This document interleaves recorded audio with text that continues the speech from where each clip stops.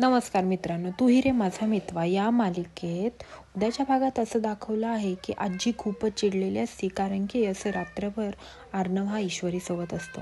त्यामुळे आणि आजी त्याला म्हणते की मी आता तुझ्या लग्नाबद्दलचा डिसिजन फक्त मीच घेणार आणि मी सांगते तसंच तू वागायचं. आणि आता इथून पुढे तुझं आणि ते ईश्वरीचं काही मित्रमैत्रिणीचं नातं आहे तेही नाही ठेवायचं. तू तिला कसलंच तिच्यावर कॉन्टॅक्ट ठेवायचं नाही, ह्या असं मला वचन दे. असं बोलल्यानंतर अर्णव गप्प होतो आणि तेव्हा ती म्हणते, मी आता तुझं काही ऐकणार नाही, तुला मला वचन द्यावंच लागेल, कारण की तू जर मला वचन नाही दिलंस तर मी अन्न आणि पाण्याचा त्याग करेल आणि मी माझा जीव सोडेल. असं बोलल्यानंतर आता अर्णव हतबल झालेला असतो.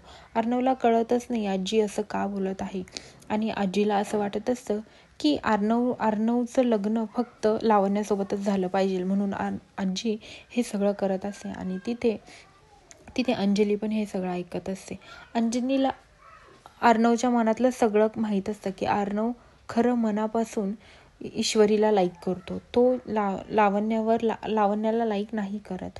आता अर्णव खरंच आजीला वचन देईल का? आणि तेवढ्यातच मिस इंदोरचा फोन येतो आणि तिकडे ती पण काळजीत असते की नक्की काय झालं असेल, एवढ्या घाई गडबडीने ह्यांना का घरी बोलवलं असेल, सर माझा फोन का नाही उचलत, असे ईश्वरी काळजी करत असते. आणि तसेच आजी इकडे ब्लॅकमेल करून आता अर्णवकडनं वचन घेत असते की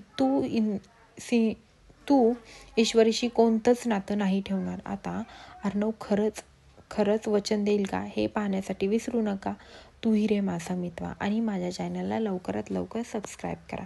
धन्यवाद.